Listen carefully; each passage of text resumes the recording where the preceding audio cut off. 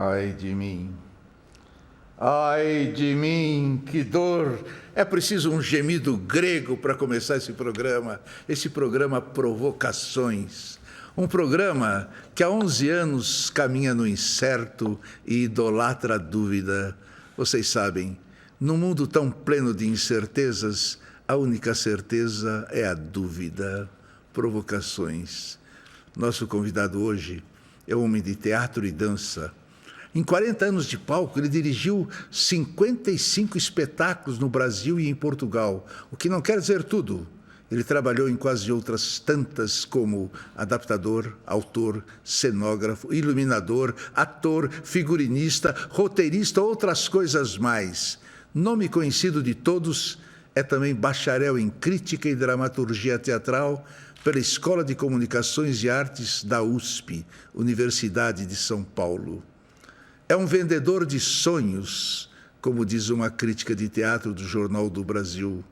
E ele vem aqui para nos provocar e podem ter certeza que ele é um grande provocador. Ele é José Possi Neto. José Possi Neto, vendedor de sonhos. Você foi chamado assim pela jornalista há 14 anos. Você continua sendo um vendedor de sonhos? Sempre. Mas sempre. Adoro essa mercadoria. Você não acha que sonho não devia passar de uma noite? Não, pelo contrário. O melhor é sonhar acordado. Bom. O que é a arte senão um sonho, um sonhar acordado, né? Então, mesmo que se eu fico ali na roça trabalhando na enxada e não tivesse o radinho que na nossa época chamava-se speaker, que era speaker, né? E não tinha um Roberto Carlos cantando ali, se a gente não sonha coletivo e não sonha acordado, ninguém sobrevive, não tem sociedade que sobreviva sem sonho. Que visão bonita, não? Tá. Eu odeio essa visão. Por quê? Agora você vai explicar por quê. Mas você que é o importante. Você ainda acha que a vida dos cineastas está mais fácil que a dos homens de teatro e dança? Eu acho que não. Eu vou te dizer por quê. Existe hoje, depois de décadas de agruras que eles tiveram, que era muito difícil filmar no Brasil, e eles conseguiram se organizar e criar uma lei de incentivo à produção cinematográfica que é muito mais eficiente do que a teatral. Mas se você imagina o dinheiro que é preciso levantar para fazer um filme, né? E o tempo que se leva para criar um projeto, para captar, para realizar, para finalizar, para colocar no mercado nacional, para colocar no mercado internacional. 4 anos, 5. É 4, 5 anos para cada projeto. Nós podemos fazer 4 ou 5 projetos por ano. Nós podemos. E nós podemos fazer, inclusive, sem nada. Olha, vocês estão ouvindo uma das pessoas da maior elegância no teatro brasileiro. É um diretor que, quando faz um espetáculo, vocês podem ter certeza que tem uma precisão, tem uma exatidão, tem uma sabedoria que é realmente invejável. Eu, pelo menos, invejo, mas ainda vou parar de invejar. Tá bom. José Possi Neto. Dramaturgia e coreografia são linguagens diferentes. Como a sua cabeça mexe com as duas num único espetáculo? Você sabe que isso é fantástico, essa tua pergunta. Aliás, é muito importante que os jornalistas que têm pelo menos 40 anos vejam o teu programa, porque ninguém sabe o que eu faço com dança, a grande maioria. Hoje, a pessoa vem te entrevistar, ela não sabe o que você fez. Então, assim, a dança, para mim, tem uma dramaturgia. Quando eu construo um espetáculo de dança, eu obedeço uma dramaturgia pré-estabelecida. Embora, por exemplo, quando eu fiz o Tratar com Murdoch, quando eu fiz a Lilith e a Lua Negra, eu comecei do nada, eu nem sabia do que eu ia tratar. Eu partia de improvisações com o meu elenco. Eu me inspirava e me apaixonava pelos meus bailarinos e bailarinas. Mas eu fui criando uma dramaturgia e construí uma história aberta. Vamos lembrar Humberto Eco. Qual é a grande riqueza da linguagem do teatro-dança e da dança? É que ela tem uma capacidade de abstração tal que o público vai projetar sempre a sua experiência, vai projetar a sua emoção ali. Então, você pode ler o meu espetáculo de dança de um jeito, ele pode ler de outra forma, mas cada um tem a autoridade na sua leitura. Essa é a grande riqueza do teatro-dança. Eu não falo só em dança, eu não sou um coreógrafo convencional, já fiz espetáculos de dança pura, entre aspas, mas a minha grande força está em criar espetáculos, né, que são teatrais para mim, mas que às vezes não precisam de palavra nenhuma, o corpo já fala. Não, na verdade, o Humberto Eco diz que arte é tudo aquilo que as pessoas sabem o que é. Perfeito. Agora, cabaré, que você montou com a Cláudia Raia, já veio pronta ou você teve liberdade para mexer? Liberdade total e absoluta. Na realidade, a gente obedece o script da versão que foi comprada, porque já existem 3 ou 4 versões do cabaré. Numas foram cortadas algumas músicas, noutras não. Nessa versão, por exemplo, a música Maybe This Time, né, que é famosa do filme com a Liza, do filme do Bob Fosse, ela não constava. Então a produção foi obrigada a comprar separadamente os direitos dessa música para inserir, né? Você pode cortar algumas coisas, mas não pode inserir nada sem ter os direitos. O trabalho começou a ser feliz desde o início, porque a gente pediu para um homem de palco e um ator que tem uma verve incrível, que é o Miguel Falabella, que faz tudo também dentro das artes cênicas, faz cinema, faz teatro, só não faz dança, acho, né? Mas o Miguel fez a nossa tradução, e a tradução dele é impecável, é muito própria, principalmente os lyrics, né? A tradução das letras das músicas, que sempre deixam a desejar, por melhor que sejam feitas. E, então, a gente teve essa liberdade e, esteticamente, eu construí o espetáculo a partir da minha intuição, do meu sonho, e eu estava fazendo um espetáculo para a Cláudia, né? Uma Sally Bowles que eu conseguia enxergar nela e que ela foi intuindo. Eu sempre me inspiro nos meus atores. Eu nunca tenho uma ideia pré-concebida de um espetáculo. Quando um texto me chega à mão, ou mesmo que eu tenha escolhido o texto antes, se eu vou trabalhar com a Irene Ravache, ou com a Marilena Ansaldi, ou com a Cristiane Torloni, eu começo a inventar o espetáculo para aquela mulher. Eu só falei mulheres, né? O nosso teatro é um matriarcado. Eu só dirijo bem mulheres. Como tem no Jockey Club treinadores que só treinam éguas, não sabem treinar cavalos. Que ótimo.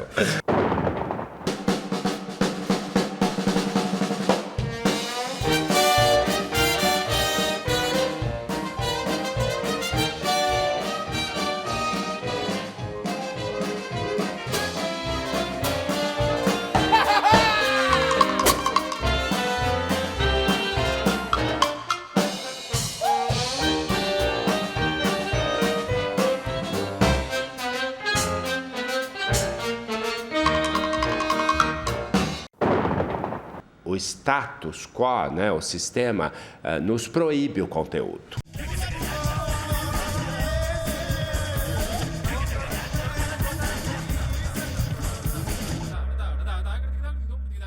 A gente vive no mundo inteiro uma grave crise de criatividade. A frase é sua, dita há 15 anos atrás. Jura? Não acha que pioramos de lá para cá? Eu diria mediocrizamos. Eu acho que o mundo está assim, todo mundo está com medo de ousar, mas também não quer ser igual a ninguém, e se pretende alguma coisa diferente, fica todo mundo fazendo a mesma coisa. Há 450 anos, Montaigne dizia: vivemos o momento mais medíocre da história da civilização. Você não acha que ele cometeu uma grande injustiça para o século XXI? Ele não podia adivinhar o século XXI, eu acho. Você não vai contra o Montaigne? Ele não era Nostradamus, enfim, ele cometeu sim, mas o século XXI mal começou. Eu acho que ele nos reserva, porque assim, a gente está vendo uma grande crise e não existe crescimento sem crise. Eu acho que nós estamos, de alguma forma, preparando um possível grande salto. Para que lado eu não sei, se é para baixo ou para cima, mas eu acredito que o homem tem sempre a necessidade e a capacidade de se renovar. Por exemplo, a coisa que eu menos suporto no momento é cinema de ação. Eu nunca gostei muito de cinema de ação, mas ficar aquele supermercado de efeito especial e as pessoas deliram com tanto sangue, com tanta facada, com tanta espada, com tanta cabeça cortada, tudo. Aí surge um filme como esse filme hispano-argentino, que é Um Conto Chinês, que é de uma simplicidade, de uma puerilidade tão honesta, que ele supera qualquer coisa, né? Então tem alguns gritos que de repente fazem assim, vem assim com um pouco um budget baixo, né, orçamento baixo, com uma produção pequena, às vezes até acanhada, e de repente tem uma humanidade, tem uma alma enorme. O problema é que nós estamos muito na embalagem, né? O nosso grande problema é a crise de conteúdo, até pior que isso. O status quo, né, o sistema, nos proíbe o conteúdo. O conteúdo perturba, o conteúdo enche o saco, né? Você sabe que eu estou fazendo um espetáculo, e nesse espetáculo eu falo das gerações, que realmente assim, a nossa geração, eu, você, Antunes, Zé Celso, Amir Haddad, falecido Boal, falecido Ademar Guerra, uma geração com uma cumplicidade sem palavras entre nós. Ninguém vai falar mal de mim para o Antunes, que ele não deixe. Também vier falando. Mesmo assim, o Amir Haddad diz, Abu Janra, você reparou, nós ainda somos os melhores e os mais modernos do teatro brasileiro. Eu digo então no espetáculo, onde é que estão esses bostas e de jovens que não vêm ver que nós somos umas bostas, que já queremos que vocês modifiquem tudo isso, nós queremos acabar com tudo isso. Não adianta falar. Eles ficam apaixonados cada vez mais. A vida é uma causa perdida. Existe hoje no Brasil uma crítica teatral consistente? Quem são os críticos? Eu nem sei mais quem são. A não ser alguns da velhíssima guarda, eu não sei mais quem são. Eu acho que é mais sério do que isso, me desculpem alguns jornalistas que eu reputo muito, mas a grande maioria dos jornalistas hoje é de uma ignorância enorme. Me diga uma coisa, o que você está lendo hoje? O que eu estou lendo hoje? Eu estou lendo tanto texto Fala 3. de teatro. Não, são todos projetos novos. Na realidade, eu estou fazendo um estudo sobre o Almodóvar no momento, porque eu estou sendo convidado para dirigir a versão para teatro do Tudo Sobre Minha Mãe. Eu adoro o Almodóvar, tenho uma enorme identidade com ele. Eu acho que dos países europeus... É a pele que você habita. É a pele que eu habito. É o país que tem um comportamento mais próximo da gente, mais ainda do que Portugal, é o espanhol, né? Essa coisa explosiva, sensual, tudo mais. E então eu estou lendo vários roteiros dele, estou me colocando para ver como eu quero levar. Qual foi o grande autor que você descobriu e qual foi o grande autor que você ainda não descobriu? Eu me lembro que eu tinha 14 anos, 13 ou 14 anos, quando eu li O Muro do Sartre, aquilo me deixou enlouquecido. Para um menino que era do Brás, né? E que tinha uma visão super classe média, super pequeno burguesa, aquilo me perverteu. E eu descobri depois, com o passar do tempo, com o meu trabalho mesmo, que para mim a função da arte é a perversão.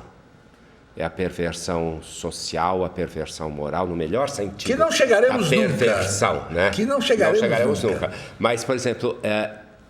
esse livro, assim como O Vagas Estrelas da Ursa, o filme do Visconti, me perverteu, tá? E me jogou para esse mundo que eu vivo hoje, que eu adoro, que é o mundo artístico. Qual é o grande autor que você não descobriu? Que eu ainda não descobri? Nossa, não sei te dizer. A pausa foi tchecoviana. Não, eu acho que assim, tem um autor que, por mais que a gente mergulhe, a gente nunca descobriu ele totalmente, que é Shakespeare. Eu encenei somente uma peça do Shakespeare, que foi o Tito Andrônico, e eu tenho vontade, talvez, de fazer um mergulho um pouco mais profundo nele. Todo não, mas pelo menos alguma coisinha assim, né? Posse, alguma montagem teatral já te deixou profundamente frustrado? Muitas, acho. Antigamente, na juventude, você fala assim, isso eu não gasto. Hoje, se alguém chegar no palco, eu já respeito. Porque chegar lá não é fácil. A gente sabe. Algum clássico brasileiro no teatro, além de Nelson Rodrigues? Outra pausa tchecoviana. É que eu acho que nós temos autores que hoje já produziram muito, mas a assinatura do Nelson, né, ela está tão além de toda e qualquer outra assinatura. Existe ali uma linguagem teatral extremamente brasileira. Eu chamaria ele até se é que existe um expressionismo brasileiro, foi o Nelson quem criou, né? Então, sempre que a gente quer fazer ele muito a sério, vira um desastre bíblico. Sempre que a gente quer fazer comédia, vira outro desastre bíblico. Acertar com o Nelson Rodrigues é muito difícil, porque ele é uma caixa de Pandora, cada vez que você tenta tocar em Nelson Rodrigues, né? Eu fiz um álbum de família nessa minha fase toda experimental, porque eu usei a Escola de Teatro da Bahia e o grupo de teatro que eu criei lá como um laboratório. Né? Uma peça que deve ser feita sempre e não fazem. E não fazem, mas eu usava ainda o primeiro ato do Doroteia, eu usava a cena final da Senhora dos Afogados, eu usava uma cena do Bonitinha Mais Ordinária, eu usava 5 peças, todas inseridas no álbum de família. E eu me lembro que eu desmontei o teatro inteiro, muito influenciado por Artaud na época, pelo Vitor Garcia, e fiz uma catedral. Eu tinha 5 palcos, que eram 5 altares, e mais ainda aquele esquife das missas mortuárias que haviam, das missas de 7º dia, né? E era um espetáculo muito bonito, feito com estudantes, tudo mais muito bonito. Então, para mim, o Nelson é uma vertigem. E a única encenação que eu fiz dele foi mergulhar nessa vertigem que é barroca. Eu vejo o Nelson como uma ópera quase barroca. Nós fizemos lá dos Fudidos Privilegiados o Casamento, que foi uma loucura, e aqui eu fiz a Senhora dos Afogados.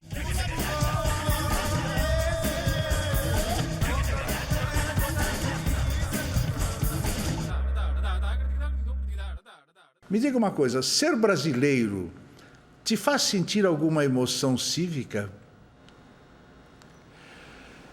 Eu sinto, sim. Eu sinto, sim, não cívica, mas de identidade. Porque eu sempre fiquei muito dividido. Eu sou muito italiano. Eu nasci dentro de uma família totalmente italiana, metade toscana, metade napolitana, mas fui criado na casa do meu avô napolitano, onde se falava napolitano direto, né? Então, eu nunca entendia direito, né, qual era esse limite entre brasilidade e italianice. Bom, você ouvindo o hino nacional no campo de futebol, todos cantando.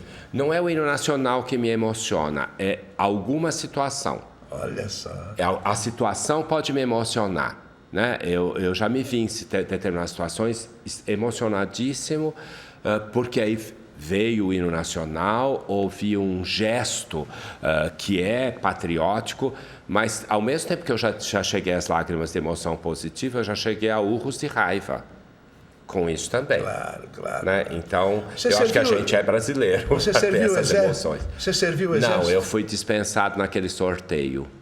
Graças a Deus. Você chora? Eu choro muito. Por quê? Eu choro principalmente de emoção, de raiva não. Raramente. Você chora diante da beleza? Eu prefiro lamber a beleza.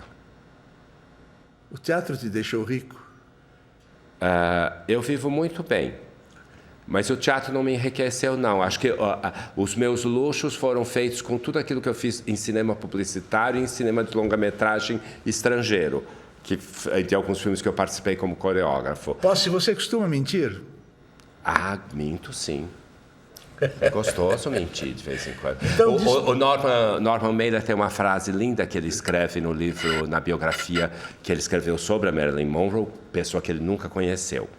E ele diz assim, afinal ela era uma atriz e os atores são seres que sabem dizer a verdade mentindo e sabem mentir dizendo a verdade. Quem causou o maior mal ao mundo? A ciência, as artes, a religião ou os bancos? Acho que os bancos. Você é religioso? Não sigo religião nenhuma, mas acho que eu tenho fé. Em Deus e no diabo. Como é que você gostaria de morrer? Dormindo. Vai morrer com aquele negócio assim no hospital, você sabe, né? Espero que não. Não tenho nenhuma vontade de passar muito além dos 80, não. Acho meio indigno. A agonia é triste, né? Essa gente que fica falando, não, porque agora, porque o Niemeyer, eu falei, ninguém assiste ele acordando. 104. Quanto tempo ele leva para chegar até o banheiro, para ficar pronto? Eu acompanho de perto. Hoje minha mãe, o papai faleceu, mas eu fiquei muito presente. E eu acho terrível, é horrível. Ver a gente perder essa noção do tempo. Você vira, é um esforço para tudo. Chega, posso, não choro. Digamos que haja reencarnação. Onde e como você gostaria de voltar? Eu gostaria de voltar assim, à beira de um lago maravilhoso. Eu adoro tudo que é bonito, tudo que é bom, né? E tudo que é muito confortável. Mas eu gostaria de voltar, sem dúvida nenhuma, fazendo o que eu faço. Eu gostaria de fazer teatro, de fazer cinema. Eu sou, às vezes, meio criticado por fazer um pouco de tudo. Mas eu gosto do espetáculo. Não importa se a linguagem é no cinema, se é na dança, se é no teatro, se é na música popular, se é na ópera, que eu também faço. Consegue tempo? Eu consigo, porque o meu prazer está no trabalho. Não me pergunta se eu vi tal programa na TV, porque eu não vi. Eu estou lendo as coisas do meu trabalho. Para descansar, eu saio do Brasil, porque aqui não adianta, o telefone não para e eu acabo me ligando. Aí eu fico péssimo, porque quando eu estou trabalhando muito, eu ganho dinheiro, eu não gasto porque não tenho tempo, e eu emagreço, porque eu não tenho tempo de comer. Quando eu resolvo tirar um períodozinho sabático, eu torro dinheiro, eu canso de ter reuniões para dizer não, onde eu não ganho, né? E ainda por cima como demais, que não tenho o que fazer, vou comendo e eu engordo. Então é bom trabalhar muito. Posse, diga uma coisa para mim. O que é a vida?